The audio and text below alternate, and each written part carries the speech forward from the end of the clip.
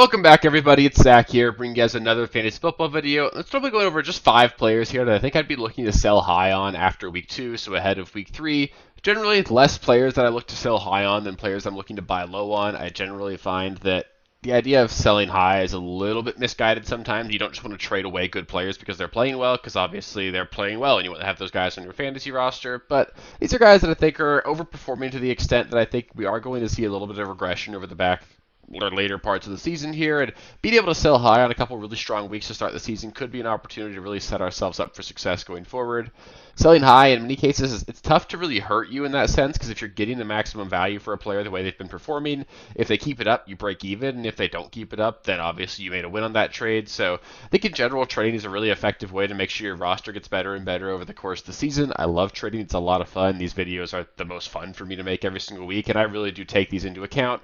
I try to provide examples of trades I'm making to give you guys some context here as well, just so that you guys can see that, I'm actually acting on the advice I'm giving here as well. So, of course, if you guys do have any specific trade questions, feel free to let me know in the comments below. I did put out a video going over some players that I would be looking to trade for as well, so highly recommend you guys watch that one as well. It should be a lot of fun, and yeah, let's just get into it. Got 5 good players to talk about here. So starting things off at the running back position, I'm going to start off with J.K. Dobbins, and let's look. It's a fun story. I really do love J.K. Dobbins and love that he's come back. It's really fun watching him play at a high level, and I really am rooting for him to keep this up over the course of the entire season. But that being said, that the 9-yard per carry mark that he's at so far this season is just simply not going to continue. Devon Achane was the first player in NFL history to put up anywhere near that kind of efficiency on any sort of volume last season, and even he did not average 9 yards per carry.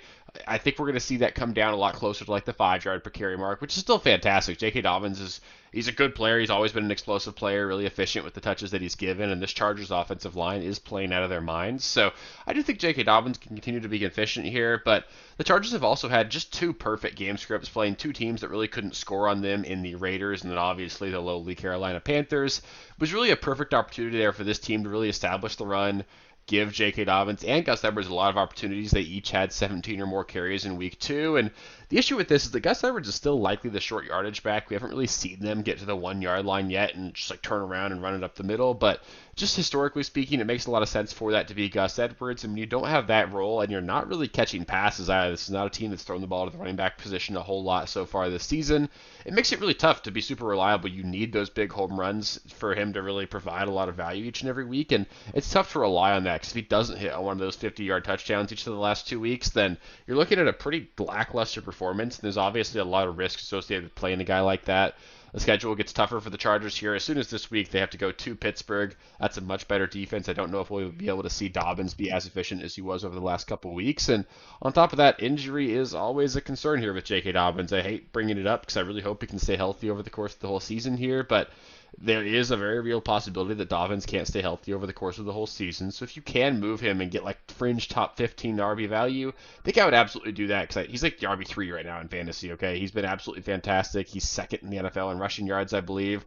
He's been really good, and I think you could actually get quite a bit for him. There are a lot of people that have loved Dobbins forever. If people are going to buy into it and just take the chance on avoiding the injury over the course of the year, I don't want to be on that side of things. I'd prefer to move him and get a lot of value now while that's high before something bad happens here.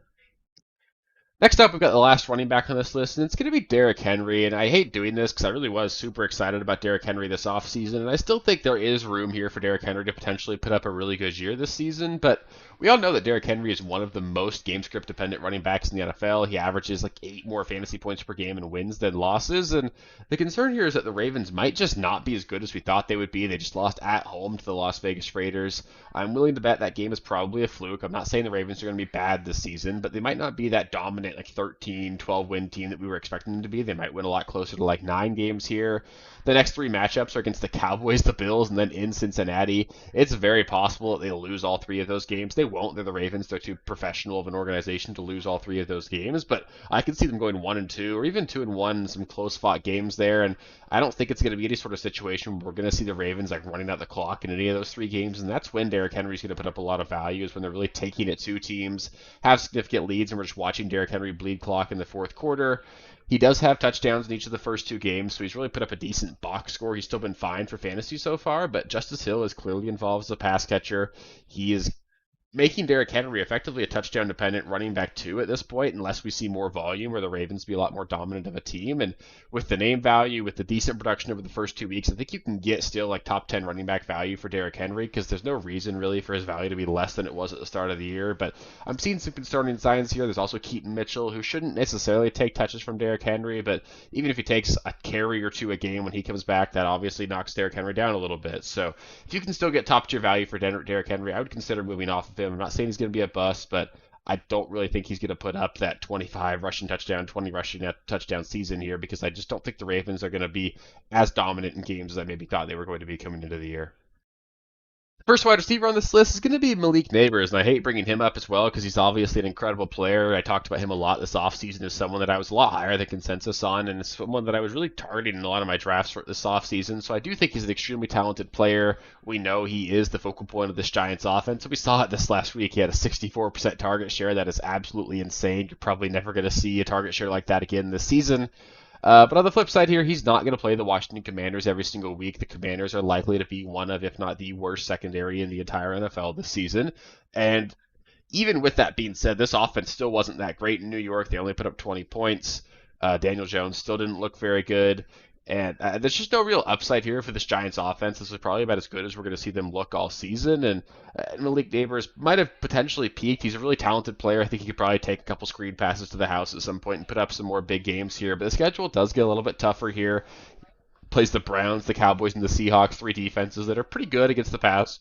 So there's a lot of potential regression over the next 3 weeks here. And generally, when you have these talented rookies put up monster performances, it's a really great opportunity to sell high because everybody thinks that's what we're going to see the entire rest of the season.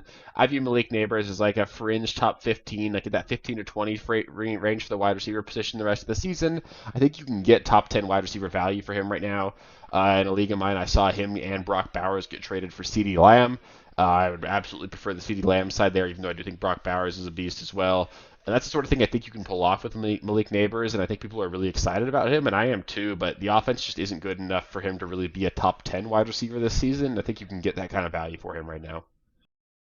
Next player on this list is going to be one more wide receiver, and it's going to be Rasheed Shaheed. And I do love Shaheed. I talked about him a lot this offseason as someone that I was looking to target really late in drafts because we know what kind of upside he offers as a really reliable, or not unreliable, but fun weekly plug and play into your flex spot. Just someone that's going to be a boom or bust option and really give you a lot more ceiling on your roster. And we've seen that ceiling each of the last 2 weeks with 60-plus yard touchdowns in each of the first 2 games. And we know Shaheed has that in his range of outcomes, but I think if you can find someone that views him as like a reliable wide receiver too, I would consider taking that value. I think Rasheed Shaheed is certainly going to be the kind of player that's going to put up a couple more big games like he's done so far, but there's going to be some busts here. He's going to put up a couple 1 for 20 yard games, 2 for 30.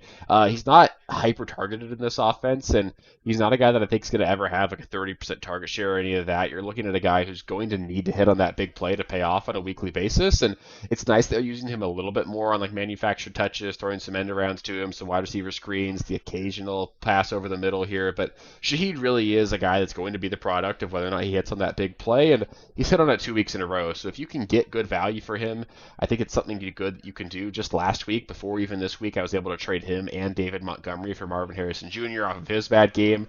Really happy I did that. I would highly recommend looking to do things like that. Pair him with another player to get a superstar. I think people are excited about Shaheed. I think he's going to be a good player, but I don't think he's going to be a guy that's going to be like a top 20 wide receiver this season. He'll probably be more in that like wide receiver 3 range and just be a solid weekly flex that is going to win you some weeks and otherwise disappear sometimes.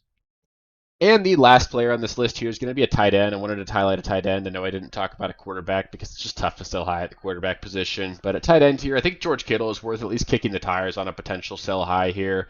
He's an awesome player. I think he's one of the most talented tight ends in the NFL.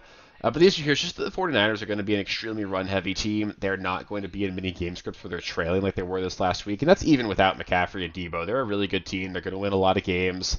Brandon Ayuk should be shaking the rust off as well. I expect him to be more involved, and it'll make George Kittle a little bit less necessary to the offense here. And they've got a pretty easy matchup this next week against the Rams. The Rams, obviously, without Cooper Kupp, Puka Nacua, and like their entire offensive line. I bet the Niners win that game pretty handily. I bet they'll run the ball pretty effectively with Jordan Mason. You're not going to see George Kittle be super necessary to this offense, and George Kittle's always been an extremely boom or bust player. He's a guy that over the course of the season can be a top 5 tight end because very few tight ends offer the weekly upside that George Kittle does. But the floor really is near zero for George Kittle. He's going to have some games where they just don't need him and he has 1 or 2 catches.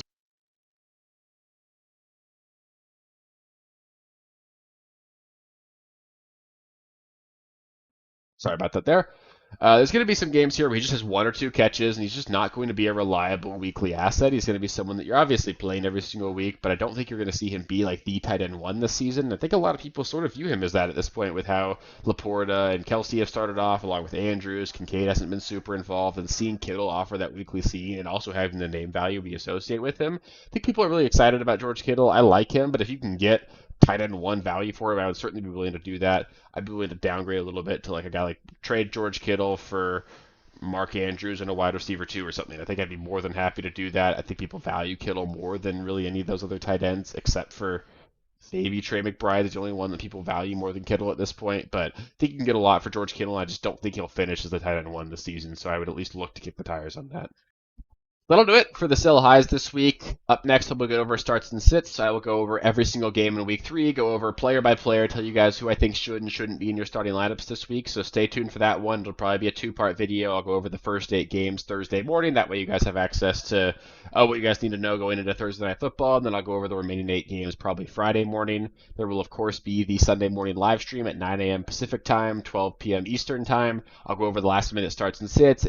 Anything up to date in terms of injuries, keep you guys up to date and make sure that you guys don't miss any of that. Get you ready to go for week 3 here. So if you want to make sure you don't miss any of that, along with all the content we're going to put out every single week, just make sure that you're subscribed to the channel. That way you don't miss anything. I'll be here all season long to help you guys win your leagues. And then, of course, if you made it this far in the video, please do just give it a thumbs up. It really helps me out. So yeah, appreciate you guys. Of course, if you got any comments or questions, let me know in the comments section. I love interacting with you guys there, and I'll catch you with the next one. Peace. Thank you guys for watching. If you haven't already, please be sure to subscribe to the channel, like the video, check out these other videos here if you haven't. If you want more content, please feel free to follow me on Twitter at RealSteelFFB. I'll be more active on there as the season goes on. Thanks. Catch you later.